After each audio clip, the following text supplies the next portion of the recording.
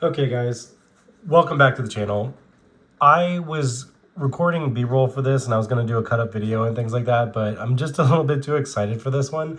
And I just wanted to kind of show you guys as I was walking through some things and things I was discovering. So this is the Ein Thor is the name of the device. This thing is amazing. It is a Android device. If you guys want the specs and stuff, check out Retro Gamecore, Wolfden, all of these other guys that'll give you like the specs and the technical things. I'm just gonna kind of show you guys how I feel about the device and how great it is and how easy it was to set up. So I literally downloaded, for instance, if you were gonna emulate a certain console that is Nintendo adjacent, let's just say, and you know about emulation, and you were thinking about picking up something for an emulator that you might get on a device like this, which I don't know what the name would be, so I'm not going to say that, but if you guys were able to Google it and you were curious about emulating a certain console on a certain thing, I have no idea where you would find that or how you would go about Googling that, but you could totally do something like that along those lines and punch that in and maybe find that you can download a certain thing and put it onto, you know, Steam Deck or one of these retro handhelds here too. So this thing is amazing. So it is a clamshell design Android-based tablet. And I want to show you guys like the quick, impressions of it. I just got this yesterday, and how quickly I was able to set stuff up on this was just amazing. It even sleeps when you close it. It is fantastic. So I want to do some more videos going in depth on some stuff like that and setting things up. I was trying to set up some other emulators today. This is like such a great form factor for retro emulation and also other stuff, if you know what I mean. And you can also download, if you see up here on GameHub, you can also get lightweight Steam games on there. So I'll show you that too in this video. So let's open this certain thing. And so this was as simple as I went to a website, typing in Google, going on to the device itself here, and then going to the navigation, the install page, enabling permissions, hitting install on it. Then there's also another section where you'd have to insert some things like prod keys, BIOS types of stuff like that. It's all on a certain thing if you go to that area and search it. And really, really great step-by-step guide on there. What I think was crazy about this is that I was able to take the card from my Steam Deck and literally just insert it into this, and then all of my games are here available. All of the Switch games that I had on my Steam Deck that I was playing over there, just literally pushed it in, put the card in here, selected the folder, and they all run. And I want to show you guys how well they run on here too. So we're going to open one up here.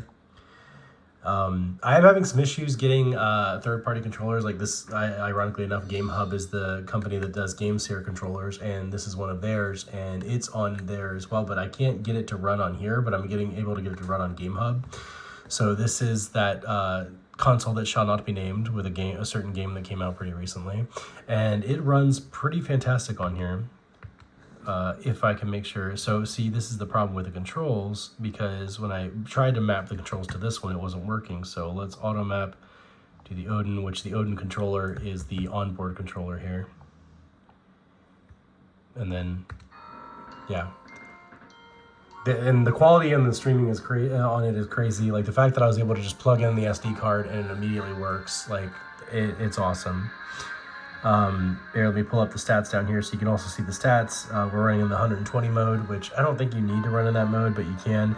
There's also performance setting modes down here. I have it in high performance and smart fan mode, so that way it kind of makes it a little easier to run around in. So it's not as loud either too. But I also haven't heard the fan being too crazy loud, and even putting it on sports mode, like a pair of Crocs, the fan isn't too loud on the back. There's the fan there. I can sort of hear it, but my fan is not too loud. I've heard other people's, and I think it could be just the difference in the quality of the build that you get, because even with it running, I can hardly hear it. It's not very audible. So I'm going to put it into smart mode. So yeah, now we're back on the top screen here, and you can kind of see the frames per second down there.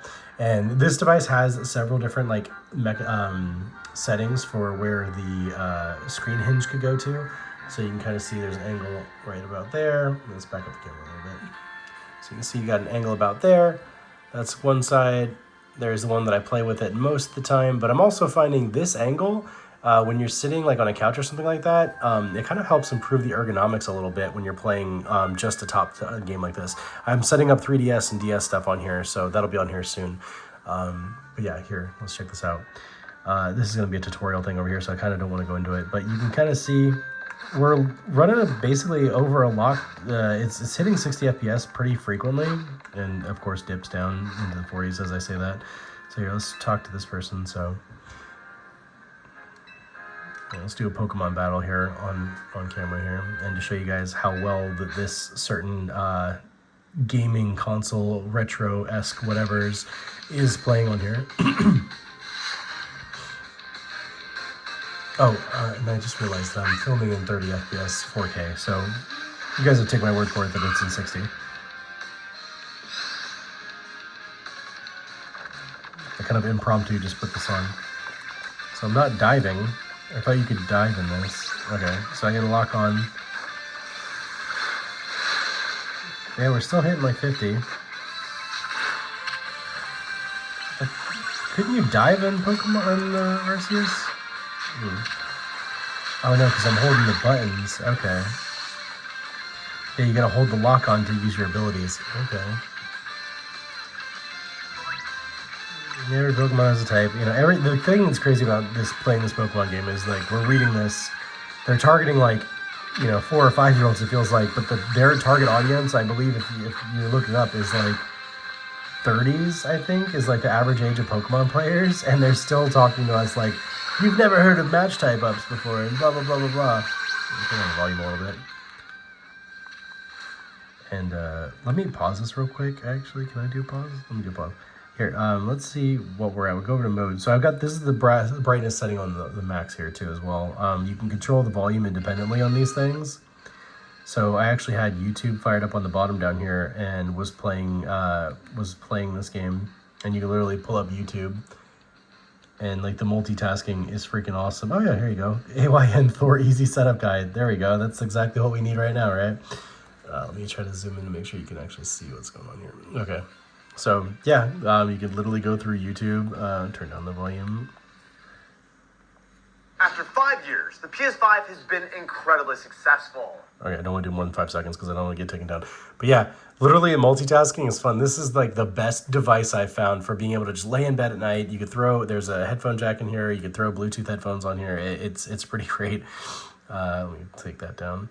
So put the stats back up there. Yeah, I'm also getting used to Android stuff. So here, we get back into the game.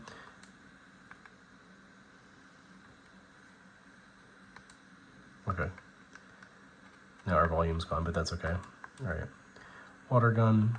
So can you not roll in this? Oh, interesting. I thought that rolling was like a big deal in the battles in Arceus.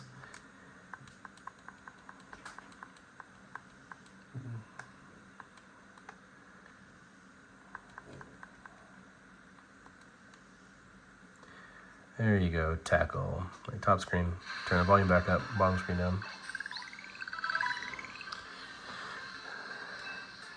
So yeah, I mean, this is running, this is probably running at like Switch 2 level quality, like just running at 60 FPS, and I mean, it's hard to judge because, obviously the Switch games are so low powered anyway, but the Switch is basically I think it is a glorified Android tablet, if I'm not mistaken. I think that the Switch was running an older Snapdragon. I don't know. I'm not a huge tech guy. I don't know the specs and stuff. I just know what I like and enjoy. And I know that I've been wanting to watch a lot of videos of people just like playing with these things and kind of getting hands-on. So, all right, let's save this here. It's not like they love to talk in this game. But I'll show you guys what it's like bouncing between games as well too.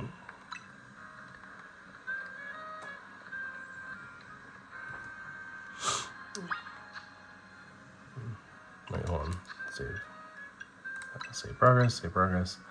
All right, so this is the easy with the menus in here. You can literally swap over, pause emulation. I'm gonna exit emulator. So we're exiting that emulator, and let's pull up something easy. We go with Mario Brothers, kind of show you like the vibrancy of it and stuff. And so while it's loading like this, so this is the new 3DS, I think is what it was. So this is the size comparison here. I want to kind of pull up and show you guys. So yeah, you can kind of see size-wise, they're very similar in size. but obviously you get so much more real estate on these screens, and these are both OLED screens. And one of my favorite features of this too is that you can literally close it and you can hear that it stopped. It slept. So yeah. Yeah, it's turning in, like, ignore all that. But like, and here's a Vita, my dirty Vita from my cabinet behind me that I wanted to kind of take out and just kind of show. It's dead right now, otherwise I turn the screen on, but that's the size of a PlayStation Vita. Let me see some other comparisons. Here is a PS5 DualSense controller. You can kind of see size-wise what we're working with here. It's about the size of a DualSense controller. Yeah, super fun. And so flip it back open, shuts off, immediately resumes back into the game. Okay, you gotta touch the top screen to get back into it. Okay, this is kind of weird though, because this is definitely keeps remapping to the other controller. So automap Odin controller.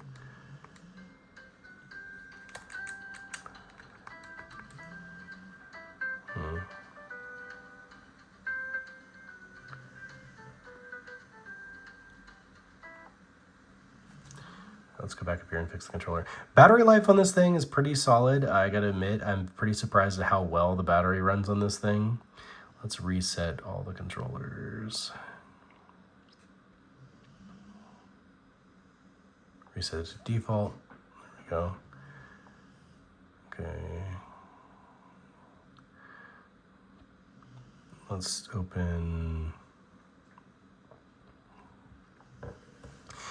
Zelda Tears of the Kingdom here and see how well it runs on here.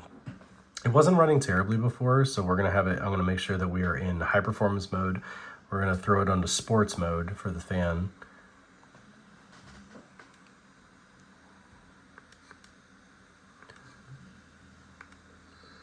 Let's see what FPS we're getting down here. I'll let you guys know. You can see down here in the counter that that's what we're hitting at. It says 70, and it doesn't look as polished, I guess. There's a lot of aliasing. I was getting some crashes in this game earlier, but honestly, if you ran some mods on this, you'd probably be able to get a pretty smooth looking game.